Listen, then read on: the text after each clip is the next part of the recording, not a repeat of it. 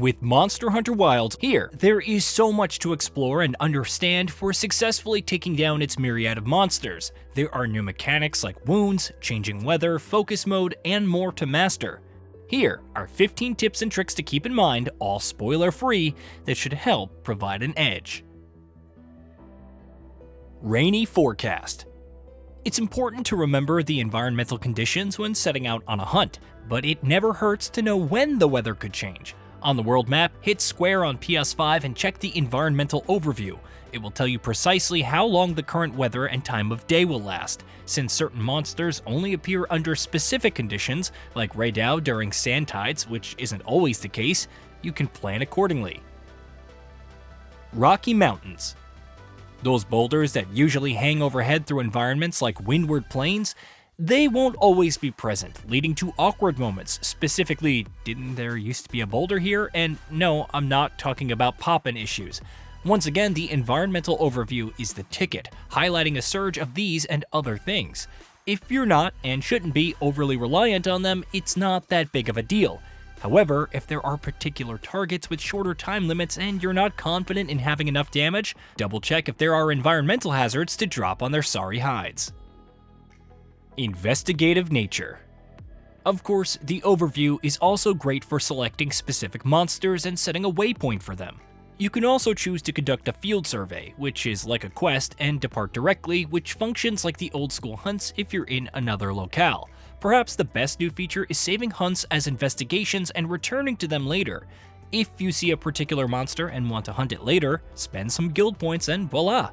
Go to the handler, scroll down to investigations, select the one in question, and you can take it on. Extra innings. Each investigation gives you a set number of tries on top of other conditions, which may include less time. But what if you found a particularly lucrative hunt and want to maximize those benefits? Save it as an investigation first and then conduct a field survey, i.e. hunt it normally. You get the same rewards and the try doesn't count towards the investigation. Weapon of most trades. The handler will conduct a quiz to pick your weapon of choice, and everyone else will probably tell you that each has its strengths and weaknesses. You know all that, so instead I'm going to tell you why the sword and shield is the best, having spent 50 hours killing monsters with it in relative comfort. It deals good damage at a pretty rapid clip, you can bash monsters with the shield to flinch and eventually knock them down, the mobility is pretty good, it can block a hefty amount of damage, and some decorations will even reduce the pain from seemingly unblockable attacks. It can also initiate a power clash when blocking at the right moment, which is very easy to pull off. And while other weapons can mount monsters by jumping off the secret and attacking, the sword and shield has charge slash into jumping slash to use at any point. Also, with how good and forgiving perfect guard feels, you can get right up in a monster's face and continuously counter-hit them. While it's cited as the jack of all trades, the sword and shield is more than capable of piling on the damage when required. Perfectly mid. If you're a sword and shield aficionado, there's some bad news. Perfect Rush isn't quite so perfect anymore. It's a perfectly competent means of attacking and transitioning into a falling bash or jumping slash, leading into a mount. However, its damage output isn't comparable to World or even Rise, and I don't know why. Despite repeated attempts, it wasn't worth the risk or even the time spent performing on a downed monster. Maybe someone will figure out the best situation to use it, but until then, what's the alternative? Charged chops for days. The charged chop won't deal as much damage as a full perfect rush combo, but it's faster and has more control. Best of all, you can immediately roll out after performing it. When trying to flinch or stun a monster, I usually go for the shield attack, shield bash, heart bash, and spinning reaper combo. If there's an opening, then a charged chop would follow. Use a regular sword combo, then go for the shield bash combo and end it with a charged chop on a downed monster. It's pretty good damage, and you'll land all the hits before your target fully recovers. Running through. When a monster begins fleeing, your first instinct should be to hop on your mount. If they're not flying, try to catch up, run alongside, and then attack while your mount is sprinting. Sword and shield users can run their weapons across the monster, dealing more damage than a regular strike. You wound me. Wounds are a new mechanic in Monster Hunter Wilds, opening up after continuously attacking the same area on a monster. Using a focus strike, you can destroy the wound and deal a burst of damage.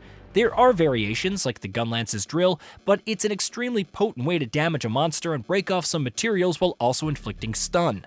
It's very, very good, and without getting into spoilers, some skills can make it even more potent later on. Just remember, after destroying a wound, you can't create any more in that specific area, so spread the wealth and the suffering all around. Wounds ahoy! While sometimes missing focus strikes on a monster, I noticed that the move itself can create wounds if it strikes somewhere else.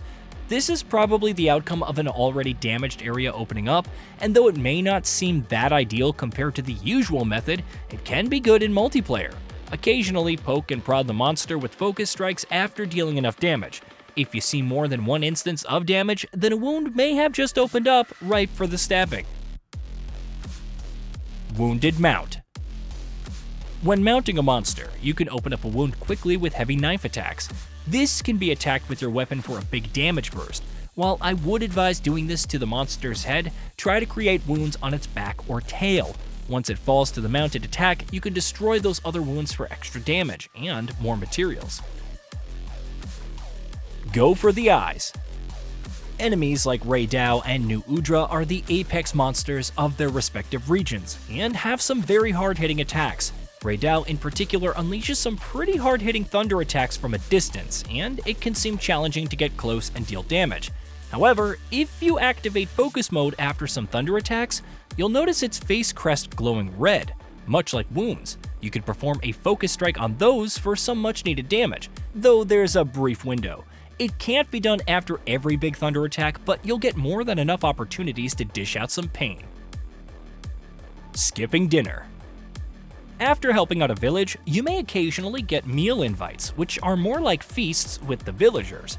These are particularly great because A, they cost no resources, and B, you can receive some very potent skills with benefits lasting an hour. However, keep in mind that the invites won't last forever, with the villagers seemingly following the in-game day/night cycle. Dally too long, and it might be gone.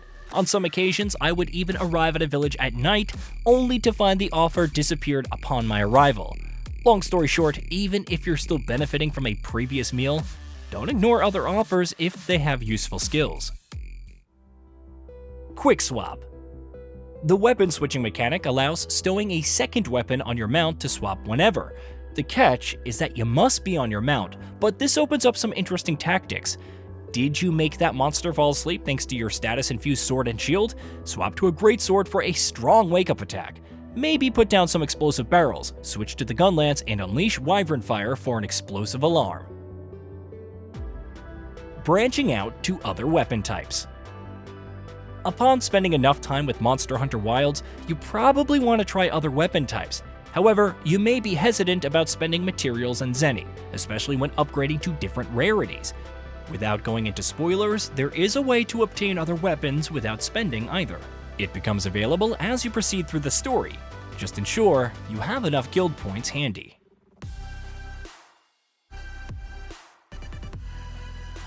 Hey, did you know that we at GamingBolt upload new videos every day? Stick around, drop a like, subscribe, and hit that bell. And let us know what kind of content you'd like to see in the future with a comment below.